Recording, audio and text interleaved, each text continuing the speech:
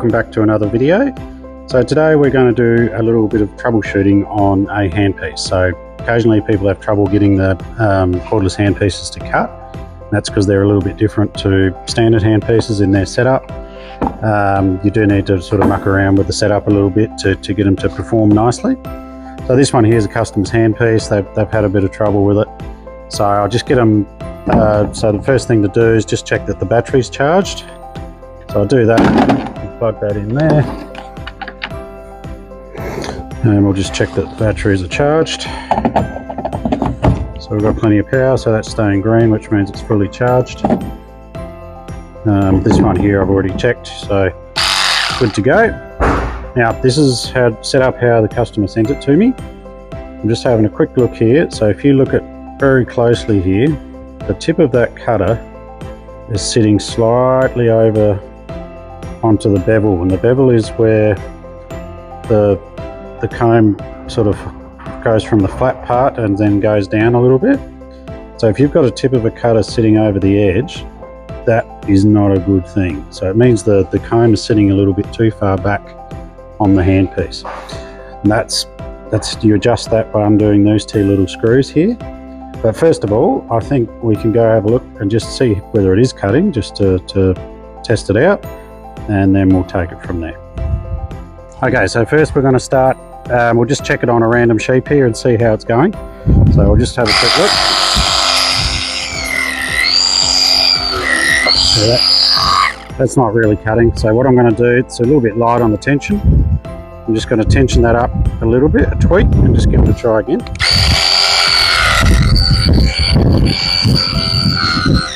Well, we're getting a bit of a cut there, but it's not great. So I'll try to tension it just a tweak a little bit again.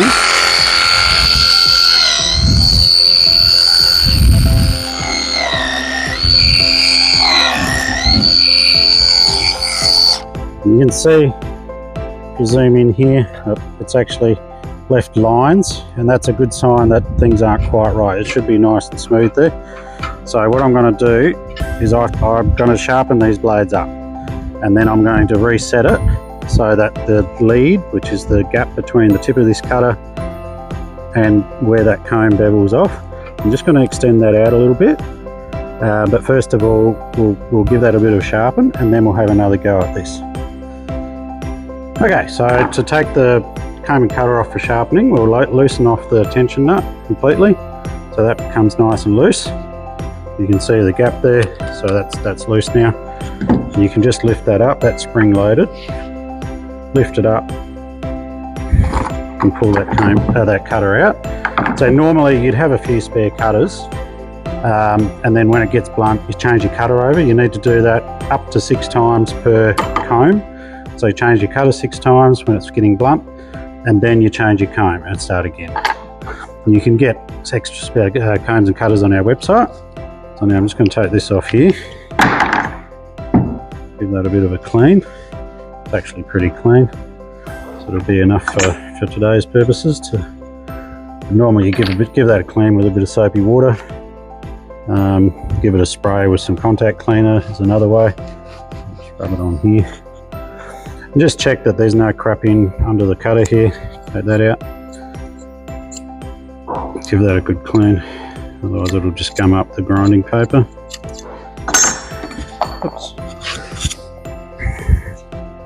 Right, now we'll go over to the grinder and give these a quick grind up, and we'll see what difference that makes to how we cut the wool. Okay, so this is the shearing grinder. This is an old one that we've got in our shearing shed. You don't have to have the latest and greatest, but you do need a special grinding disc like this to be able to get the right grind onto shearing combs and cutters. You won't be able to sharpen them on a flat stone very well. So if you don't have this equipment, we recommend you find someone who does, or send them back to us to get them sharpened. You can sharpen them quite a bit, so they'll last a long time, but they definitely need to be sharpened. The dirtier the wool, the more often you need to sharpen the blades. So this grinder is set up with a coarse grinding paper on one side and a fine grinding paper on the other. So the coarse paper is used for the comb, and then the fine paper is used for the cutter. And so the pendulum gets set up. I'll show you that in a minute.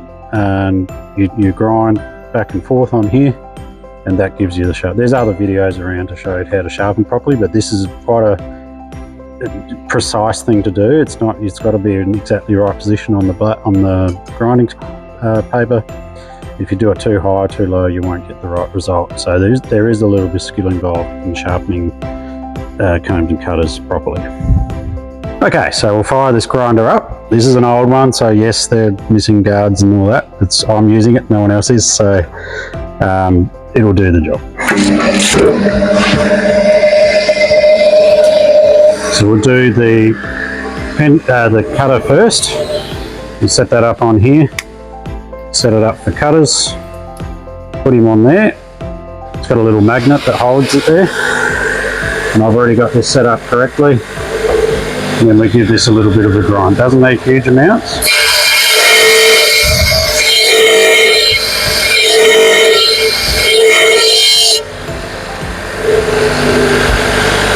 Yep, that should do the trick. So that's the cutter done. And now we get the comb. Set that for comb. Go around the other side where it's the coarse paper. I've got these set up so that the length is right. I don't have to change the pendulum.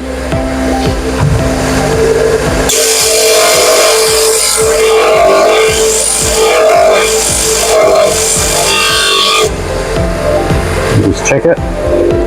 You want to check that it's evenly ground, that the lines are facing upwards, and that all of the comb has been ground. And you can feel that it has a nice sharp edge on it. And that's this part done. Then we can put it back on the shearing handpiece. Once that cools down a bit, they get quite hot. And then we'll have another go. Okay, so now we'll get the handpiece. We'll wind this tension nut right off. If you're doing both the comb and the cutter, the easy way is to put the cutter onto the chicken feet like this. Make sure the little pins here engage with those little holes, like so. You're basically doing it upside down. Now this is the freshly ground comb. Put that on, make sure the ground side goes towards the cutter, not the other way around. And then we just tighten it up a little bit. Now the quick way to set these up is to have another comb around, a new one, so that you get roughly the right thickness. You stick that in there, move that comb all the way, if you're looking at it this way, move it all the way to the right. So put that there, all the way to the right, hold it, and then just gently twink that up. And that'll give you a good starting position with new gear. As the gear wears and gets thinner, that will change. Now when I tension that cutter up, I'll take up the tension on the cutter, not too much, just a light bit first. You can even hear that it's sharp now. And if you look at the tip of the cutter there and the distance between that and where the bevel of the comb starts, there's a nice little gap there, and on that one as well. So I've adjusted it forward a little bit, and now it should work quite well. Okay, so we're back in the yards again. One thing I forgot is the oil. So you just put a little bit of oil on the blades here. Give it a bit of a coating, and it will cut a lot better with that. A little bit of oil in there from time to time. You get a bottle of oil with your handpiece, of course, but after that, any old oil will do. Fine oil works a bit better. A lot of shearers just use engine oil, but yeah, the fine type oil will do a little bit better job. Now we'll do the same thing again. We've sharpened it, we've set it up right, and we'll just see how it goes.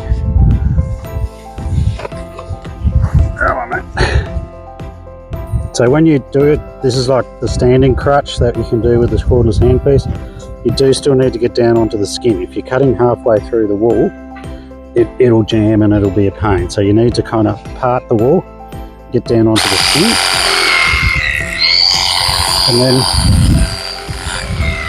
those opening cuts are always the hardest.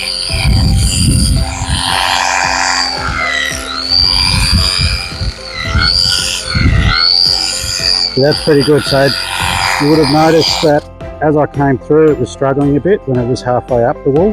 But as soon as you get down on the skin, it gets really nice and easy. But probably that, just from experience, probably just needs a little bit more tension. So I'm just going to just tweak it just a tiny bit and just see how we go.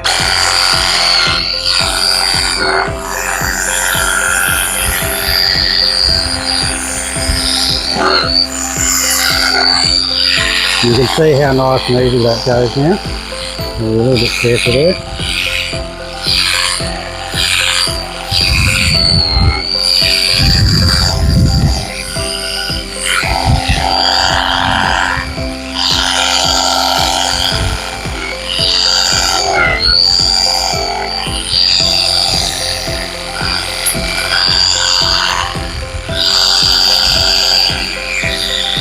And that's that, nice and easy.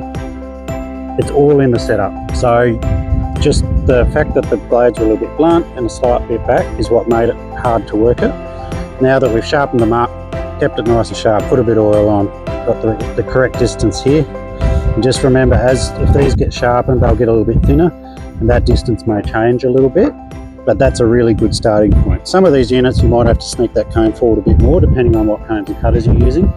This recommendation is for our combs and cutters, the Mobishear branded ones. So if you want it to work according to this, just use our combs and that'll work really nicely. Thanks for watching.